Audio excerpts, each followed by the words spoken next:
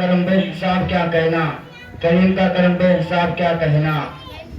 محترم سامعین کرام، میں نے خطبہ مصنوعہ کے بعد جس آیت کریمہ کی تلاوت کا شرف حاصل کیا ہے، پروردگار عالم ارشاد فرماتا ہے والضحیٰ واللیل اذا سجا۔ والضحیٰ سے مراد حضور کے چہرہ مبارک اور واللیل سے مراد حضور کے زلف مبارک یعنی زلف عنبری۔ میرے دوستوں اور بزرگوں، پروردگار عالم نے اپنے محبوب کے روح انور کی قسم یاد فرمایا، اسی لیے کہ رخ پاک مصطفیٰ سے زیادہ حسین و جمیل دنیا کی کوئی شے نہیں ہے اور نہ ہو سکتی ہے۔ اسی لیے حضرت حسان بن ثابت نے چہرہ مصطفیٰ کو دیکھا تو کہا، اسی لیے حضرت حسان بن ثابت رضی اللہ تعالی عنہ حضور کے حسن و جمال سراپا کمال کو دیکھ کر عرض کرتے گئے وَأَحْسَنُ مِنْكَ لَمْ تَرَ قَطُّ عَيْنِي وَأَجْمَلَ مِنْكَ لَمْ تَلِدِ النِّسَاءُ۔ یا رسول اللہ، میری آنکھ نے آپ جیسا حسن و جمال سراپا کمال دیکھا ہی نہیں، بلکہ آپ جیسا کسی ماں نے پیدا ہی نہیں کیا۔ محترم حضرات، میں آپ کو آگے بتاتا ہوا چلوں، یعنی صدیق اکبر رضی اللہ تعالی عنہ نبی کریم کو دیکھا تو عرض کیا، اے حسن و جمال کے آفتاب، نہ تیرے جیسا مشرق میں ہے نہ مغرب میں۔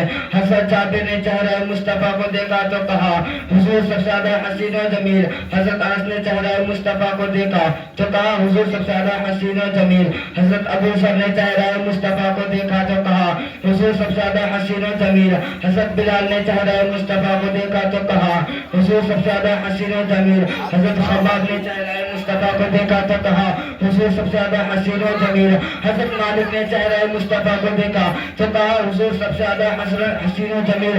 حضرت فاطمہ فرماتی ہے، میرے ابا چاند سے بھی زیادہ حسین و جمیل۔ حضرت عائشہ فرماتی ہے، میرے آقا چاند سے بھی زیادہ حسین و جمیل۔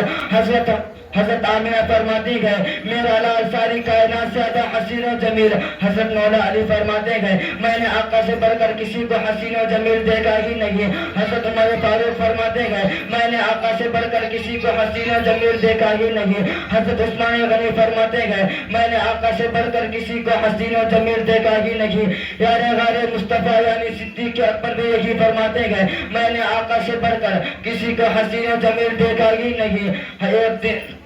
ایک روز ابو بکر صدیق رضی اللہ تعالی عنہ بارگاہ رسول میں حاضر ہوتے گئے اور محبت سے عرض کرتے گئے، یا رسول اللہ، میں نے آپ جیسا حسین و جمیل دیکھا ہی نہیں۔ آقا نے فرمایا، اے پیارے صدیق صدقتا، تم سچ کہتے ہو۔ اسی طرح ایک روز ابو جہل بارگاہ رسول میں حاضر ہوا اور کہا، اے محمد بن عبداللہ، میرے نزدیک تم سے زیادہ بدصورت کوئی نہیں۔ آپ نے فرمایا، اے ابو جہل صدقتا، تمہارا کہنا بھی درست ہے۔ یہ سن کر صحابہ کرام حیران ہو گئے اور بارگاہ رسول میں حاضر ہوا اور محبت سے عرض کرتے گئے، یا رسول اللہ، آپ نے کیا فرما دیا؟ بھلا دونوں باتیں کیسے صحیح ہو سکتی ہیں؟ آپ نے فرمایا، اے میرے پیارے صحابہ سنو، میں ایک مثل آئینہ ہوں، آئینہ میں جو جیسا رہتا ہے ویسا ہی نظر آتا ہے۔ ابو بکر صدیق کیونکہ خوبصورت ہے اسی لیے میں اسے خوبصورت نظر آیا، اور ابو جہل بڑا بدصورت ہے اسی لیے میں اسے بدصورت نظر آیا۔ اگر حضور کو دیکھنا چاہتے ہو تو ابو جہل کی نظر سے مت دیکھو، ابو لہب کی نظر سے مت دیکھو، عتبہ اور شیبہ کی نظر سے مت دیکھو۔ اگر دیکھنا بھی ہے تو حضرت عمر فاروق کی نظر سے دیکھو، دیکھنا بھی ہے تو عثمان غنی کی نظر سے دیکھو، دیکھنا بھی ہے تو مولا علی کی نظر سے دیکھو، اگر دیکھنا بھی ہے تو صدیق کی نظر سے دیکھو۔ حضور تمہیں اچھے بھی نظر آئیں گے، پیارے بھی نظر آئیں گے اور حسین و جمیل بھی نظر آئیں گے۔ ابو جہل دیکھ تو رہا تھا، اپنی آنکھوں کے نور سے دیکھ رہا تھا۔ عتبہ اور شیبہ دیکھ تو رہا تھا، اپنی آنکھوں کے نور سے دیکھ رہا تھا، اسی لیے حضور انہیں اچھے نظر نہیں آئے۔ اب بات آئی ابو بکر صدیق کی۔ ابو بکر صدیق دیکھ تو رہے تھے، اپنی آنکھوں کے نور سے نہیں بلکہ ایمان کے نور سے دیکھ رہے تھے۔ حضرت